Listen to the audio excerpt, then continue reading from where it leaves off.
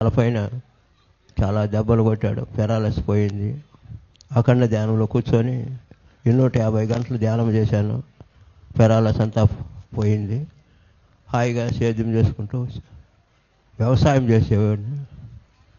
పెద్ద చదువేమి రాదు కాబట్టి అప్పట్లో నాకు జ్ఞానోదయం వల్ల ఆయన గత జన్మలో ముస్లిమ్స్గా పుట్టాడు.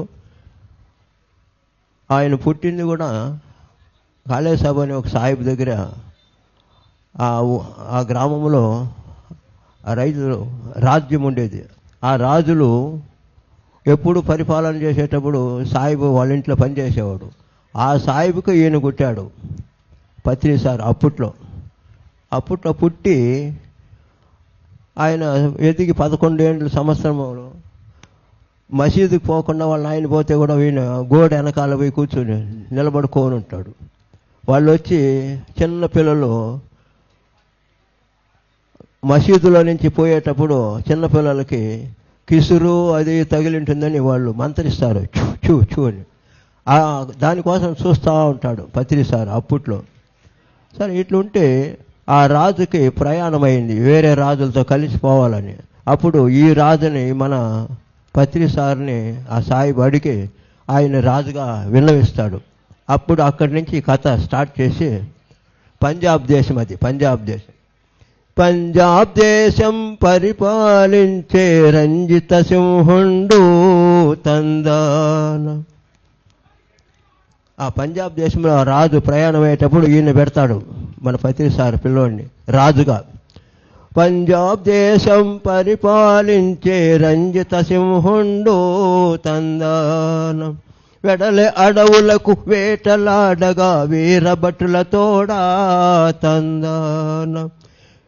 వెడలె అడవులకు వేటలాడగా వీరభటుల తోడా తందాన.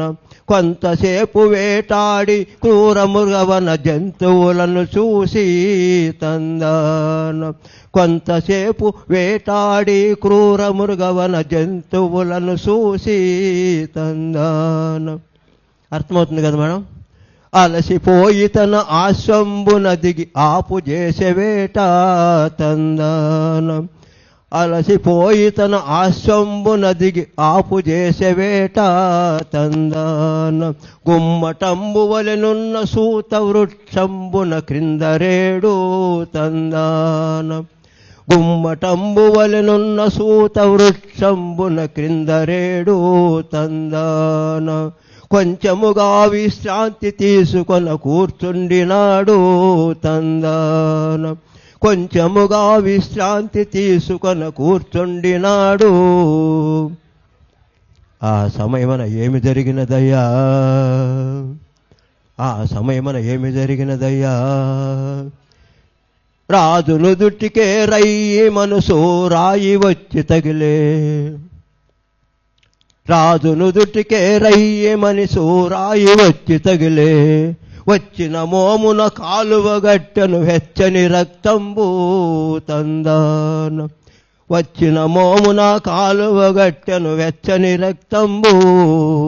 భటులు హుటాహుటి 4 దశలకు పరువులెత్తినారు. భటులు హుటాహుటి 4 దశలకు పరువులెత్తినారు. ప్రభువును కొట్టిన ఒక ముసలవ్వను పట్టి తెచ్చినారు తందాన. ప్రభువును కొట్టిన ఒక ముసలవ్వను పట్టి తెచ్చినారు. ఏమే ఏలిక పైన రాయిని వేల విసిరినావు తందానం. ఏమే ఏలిక పైన రాయిని వేల విసిరినావు. ఆ సమయమున ఆ ముసలమ్మ ఏమని చెప్పుతున్నదయ్యా అంటే, దండము స్వామి దండము స్వామి దండము మహారాజా. దండము స్వామి దండము స్వామి దండము మహారాజా. ఉన్న వాస్తవము ఏలిన వారికి విన్నవించుకొందు. ఉన్న వాస్తవము ఏలిన వారికి విన్నవించుకొందు.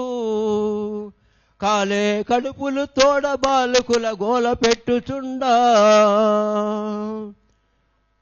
కడవల లోపలకు ఇంటి లోపల గుద్దెడు గింజలు నిండుకొన్నవండి, కుండల లోపల గిద్దెడు గింజలు నిండుకొన్నవండి. తందాను కాలే కడుపులు తోడ బాలకుల గోల పెట్టుచుండా, అడవికి వచ్చి చెట్ల కాయలను పడగొట్టుకపోవా, అడవికి వచ్చి చెట్ల కాయలను పడగొట్టుకపోవా. తందాను మామిడి చెట్టున పండ్లను చూసితి మహారాజా నేను, మామిడి చెట్టున పండ్లను చూసితి మహారాజా నేను, సంబరాల పడి రాయి విసిరితి స్వామి ఇంతేను. అర్థమవుతుందా? సంబరాల పడి రాయి విసిరితి స్వామి ఇంతేను.